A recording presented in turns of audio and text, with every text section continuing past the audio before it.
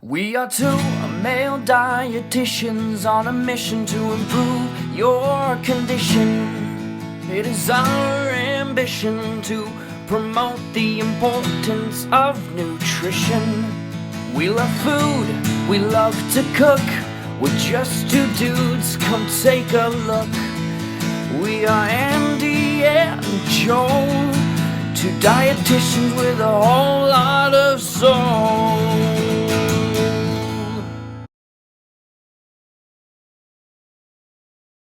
Andy, welcome back.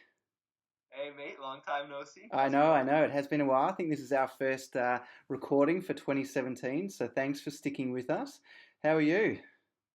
I'm good. I'm good, man. But more importantly, how you doing after your wedding? Yeah, no, married man now. I think I'm still the same Joel.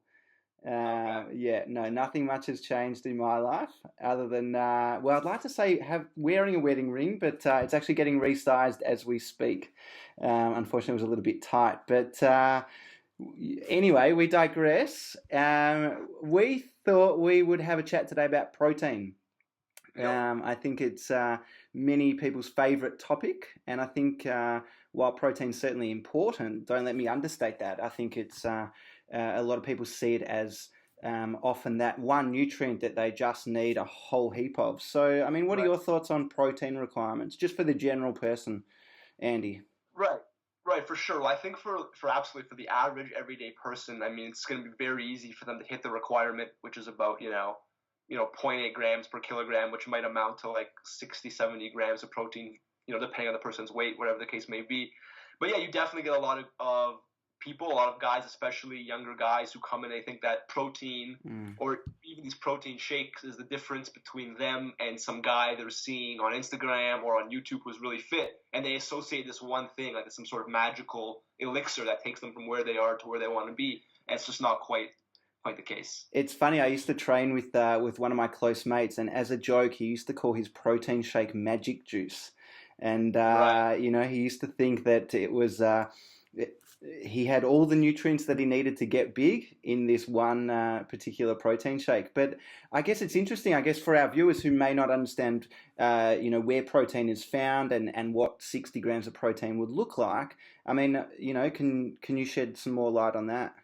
Sure. So I mean, again, the average person, if you're looking for 60 grams of protein, you might be looking at, 2 cups of milk, 2 cups of milk or soy milk. You might be looking at 2 eggs, and then maybe 6 ounces of meat. And in some, you're getting pretty close there to 60 grams of protein. Plus, you're going to get protein from other sources of food throughout the day, like nuts and Absolutely. seeds potentially. So it's nothing crazy, nothing out of the ordinary. Really, a balanced diet will get you there. Yeah, it's interesting. We talk. I mean, you and I are obviously really big on whole foods. That's our big focus. Right. And I guess for the most part, I mean, don't get me wrong.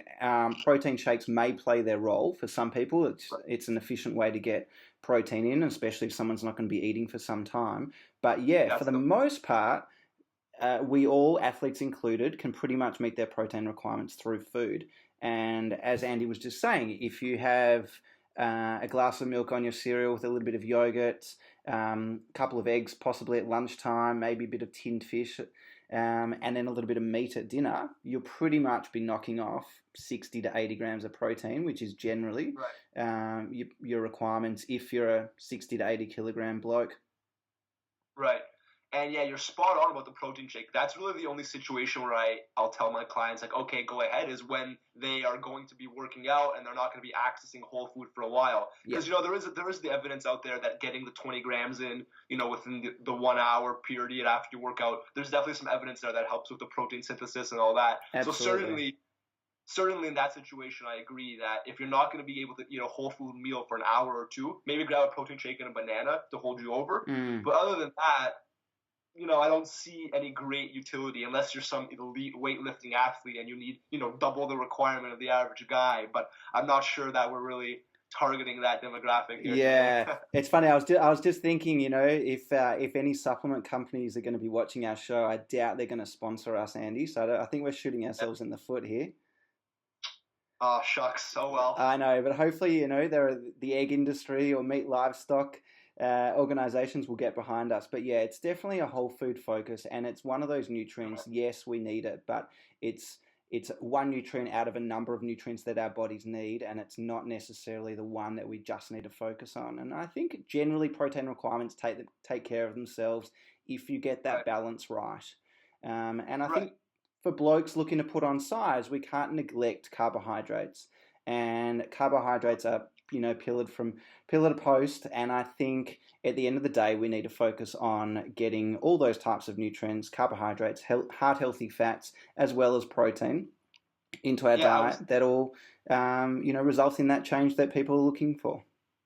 Yeah, exactly. That's literally the last point I was going to make, is that, there's definitely a demographic of, guys, younger guys who maybe they want to change their physique, they want to gain weight, but they shouldn't overemphasize lean protein because, the calorie value there is not great. They're going to need to get the extra calories in. They can get it from, potentially cheaper sources from grain. They can get healthy fats. So increasing their intake across the board, it's not like just increasing the protein is going to magically make up, what they need. So protein increase, yes, along with the carbohydrate increase, along with the fat increase, can help them reach their goals. Protein is not the magic solution. So I think that's an important message out there. It's not a matter of having a couple more chicken breasts or a couple of more protein shakes a day. It's about, like you said, eating more whole foods across the board, in a reasonable way, and that can help you with your goals. So. Absolutely, and it probably opens up another discussion for another time about carbohydrates and fats, Right. and we can certainly put together the other pieces of the puzzle. But I think from my end at least, I think we've pretty much knocked that one off.